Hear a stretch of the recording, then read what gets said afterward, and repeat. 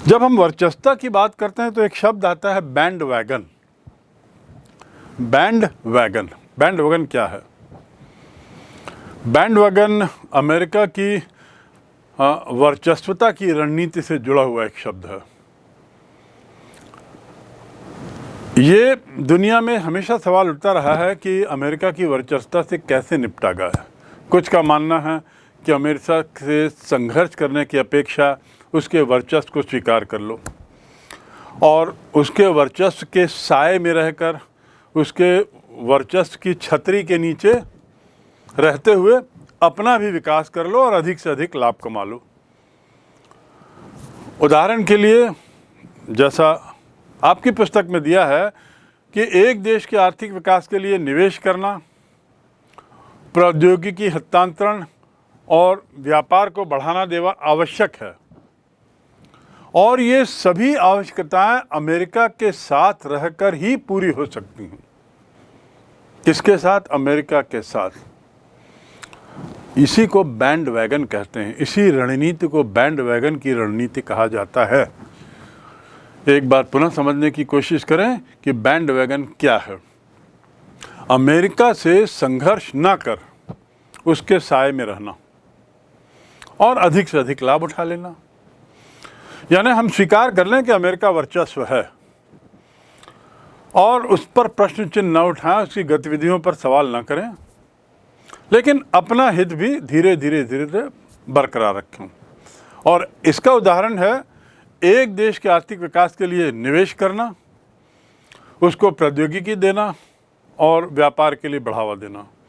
लेकिन ये सब तभी संभव होगा जब अमेरिका उसमें हामी भरे, अमेरिका उसमें अपनी सहमति दे, अमेरिका अपनी रजामंदी दे। और इसी नीति को कहते हैं बैंड वैगन की नीति। बैंड वैगन यानी दल बल सहित पीछे चलना। यहाँ पर उसका हम यही मायने ले सकते हैं कि अमेरिका का बैंड वैगन, अमेरिका का जो दल बल है, दूसरे राष्ट्र जो हैं पीछे पीछे उसके चलते हैं। ये जो समस्या है कि हम अमेरिका के साथ कैसे संबंध रखें, विद्वानों के क्या क्या उसमें विचार हैं और अमेरिकी वर्चस्व के मद्देनज़र अपना रास्ता कैसे निकालें, और उसके बाद बैंड वैगन की बात। एक दूसरा जो गुट है वो कहता है कि छुपा के रखने की रणनीति आज की तारीख में, आज की अंतर्राष्ट्रीय राजनीति में सर्वोच्च तरीका है। छुपा के रखने की रणनीति जो है वो बैंड वैगन की रणनीति से बिल्कुल अलग है, एकदम अलग है। इसके तहत एक राष्ट्र जो है अपने को इस प्रकार छिपा लेता है कि अमेरिका की नज़रों में न जाए।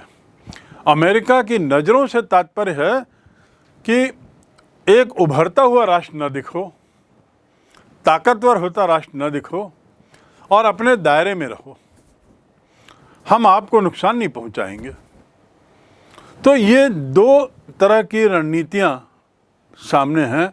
बैंड वैगन की रणनीति अमेरिका के वर्चस्व को निपटने के लिए, और दूसरी है छुपा के रखने की नीति।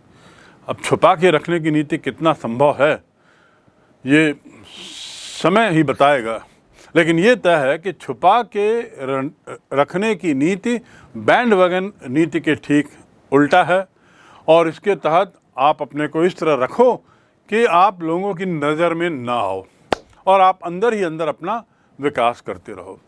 कुछ लोगों का तो मानना है कि कोई भी देश अमेरिकी वर्चस्व का विरोध, प्रतिकार, चैलेंज नहीं कर सकता। अमेरिका को चुनौती जो देते हैं वो स्वयंसेवी संगठन दे सकते हैं, सामाजिक आंदोलन दे सकते हैं और जनमत, या इन तीनों का आपसी मेल। मीडिया, बुद्धिजीवी, कलाकार, लेखक, ये लोग समय होते एक समय बाद अमेरिका की इस वर्चस्वता के विरोध में आएंगे। अमेरिका के ही अच्छे कलाकार, अमेरिका के ही बुद्धिजीवी, अमेरिका की ही मीडिया अमेरिका की इस वर्चस्वता के खिलाफ आएगी। आखिर ऐसा कारण क्या देखते हैं? उसके पीछे इनका सोच ये है कि अमेरिकी सरकार अपना प्रभुत्व, अपनी सत्ता बनाए रखने के लिए हमारा पैसा विदेशों पे खर्च करती है, जिससे हमें कोई ताल्लुकात नहीं या फ़ायदा नहीं। हमारे सैनिकों को वहाँ भेजती है जो युद्ध में मारे जाते हैं और अमेरिकी परिवार तहस नहस होते हैं। तो ऐसे लोगों का वर्ग जो है, प्रबुद्ध वर्ग, ये धीरे धीरे बढ़ेगा, जो अमेरिका की इस वर्चस्वता की नीति की आलोचना करेगा समय के साथ।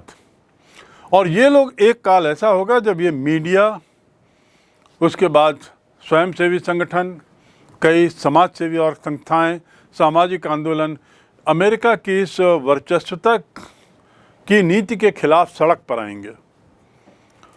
इनमें न केवल अन्य देशों के बल्कि अमेरिका के नागरिक भी शामिल होंगे। और उसका कारण क्या है? क्योंकि अमेरिका की वर्चस्वता की नीति से अमेरिकी सरकार को जहां फ़ायदा है, वहां अमेरिकी जनता को भारी नुकसान झेलना पड़ता है। वियतनाम का उदाहरण, वर्तमान में अफ़गानिस्तान का उदाहरण, और उसके अलावा अमेरिका द्वारा अन्य बहुत से देशों को जो आर्थिक सहायता दी गई, जो पैसा अमेरिकी नागरिक की जेब से जाता है, इसके कोई मायने नहीं है अमेरिकन नागरिक के लिए। तो अमेरिकी नागरिक ही, अमेरिका के निवासी ही, अमेरिका के नागरिक ही ऐसे आंदोलनों का, ऐसे जन आक्रोश का नेतृत्व करेंगे जो अमेरिकी वर्चस्व को चैलेंज करेगी। क्योंकि विद्वानों का कहना है, आज की स्थिति में अमेरिकी सत्ता को, अमेरिकी वर्चस्वता को प्रतिकार करने वाला कोई राष्ट्र नहीं है। और यदि कोई संभावना, यदि कोई है, तो वो भारत, चीन, रूस का गुट, लेकिन वह भी एक तरह से असंभव है, उनका एक होना भी असंभव है। इतिहास हमें वर्चस्व के बारे में क्या सिखाता है? पुनः दोहरा दूं, इतिहास हमें वर्चस्व के बारे में क्या सिखाता है? इस विषय पर, वर्चस्वता के विषय पर और उसका इतिहास, इस पर पूर्व में भी कुछ बातें आपको बताई गई।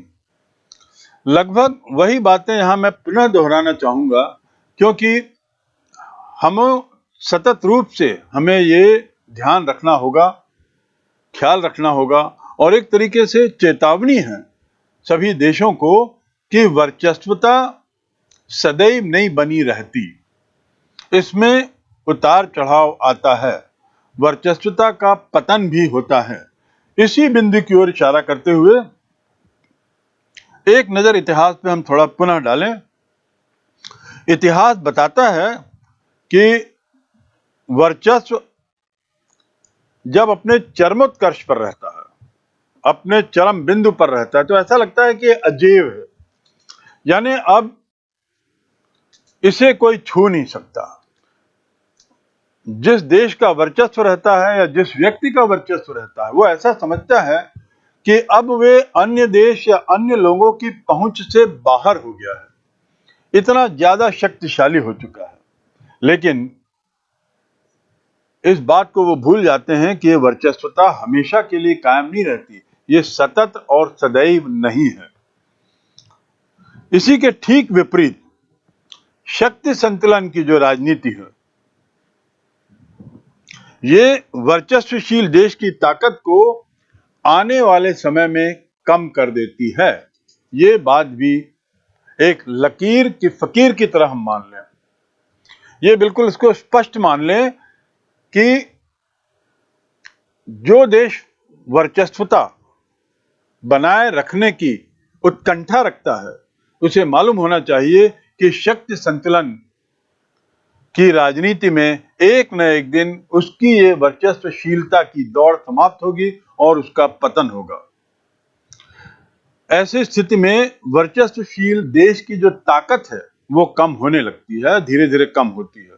जैसा कि सन 1660 में लुई 14 की बात मैंने पूर्व में की थी।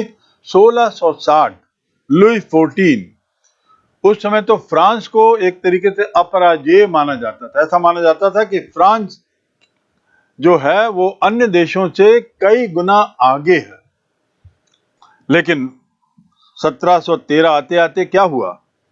1660 से 1713 यानी मात्र 50 वर्ष में England, Habsburg empire, Austrian empire, Russian empire, रूस, ये लोग फ्रांस की वर्चस्वता को क्या करने लगे?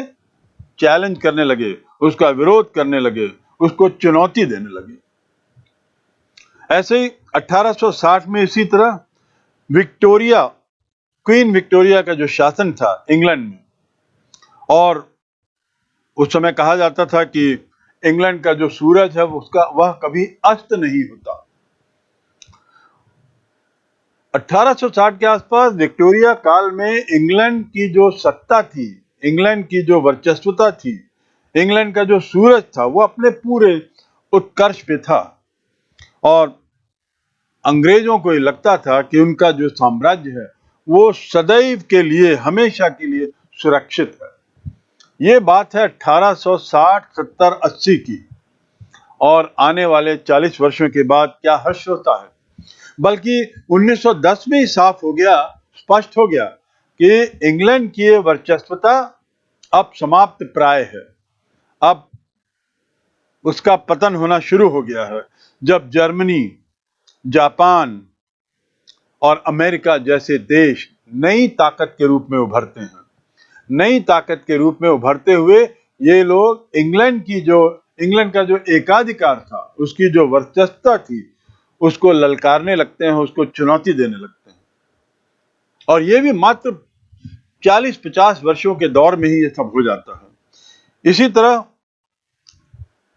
अब से 20 साल बाद, अभी 2020 है, 2021 है, आज से 20 साल बाद एक और महाशक्ति हो सकता है आ जाए, या ये कहें कि शक्तिशाली देशों का एक गठबंधन सामने आ जाए। उन शक्तिशाली देशों के गठबंधन में भारत, चीन और रूस हो, तो फिर क्या स्थिति होगी? तो इतिहास के अनुसार तो ऐसा दिखता है कि ऐसी स्थिति में अमेरिका की ताकत निश्चित रूप से कम होगी, कमजोर होगी और निरंतर कम होती चली जाएगी। वर्चस्वता का दबाव, वर्चस्वता को लेकर देशों में ऊहापोह, वर्चस्वता को लेकर चिंताएं और उसके लिए विभिन्न रणनीतियां, ये सब जाना हमने।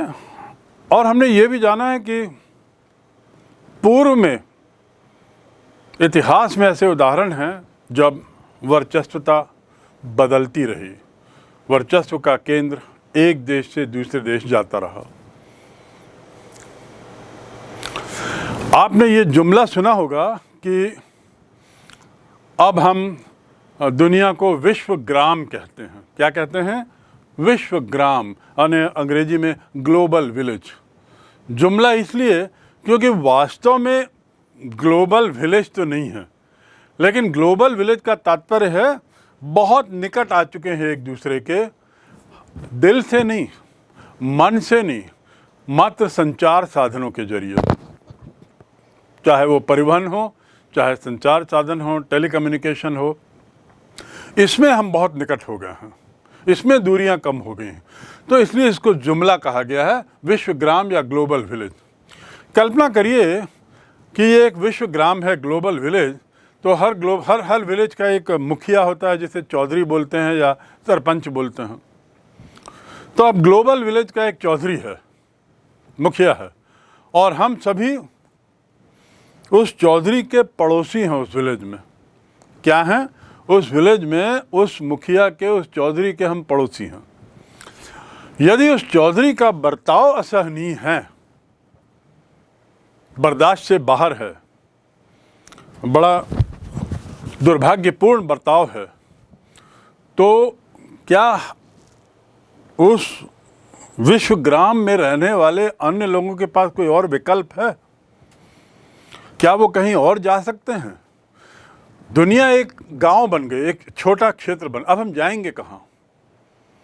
तो विश्वग्राम से चले जाने का विकल्प अब हमारे पास मौजूद ही नहीं, चाहे वो चौधरी हमारे लिए कितना भी मित्र हो, या हमारा कितना भी बड़ा दुश्मन क्यों न हो जाए, क्योंकि यही एक गांव है, एक ही गांव तो है, विश्वगाम एक ही गांव है जिसे हम जानते हैं, और इसके अलावा कोई दूसरी जगह है नहीं, कोई ऑप्शन है नहीं।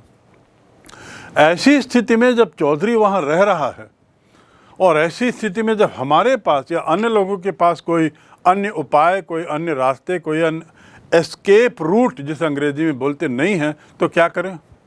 बेहतर है कि प्रतिरोध और साथ ही साथ सहमति, यही एकमात्र विकल्प हमारा बचता है। इसी के साथ हमें रहना है, यानी अमेरिका की वर्चस्वता को मानते हुए अपने को विकसित करने का प्रयास करना है।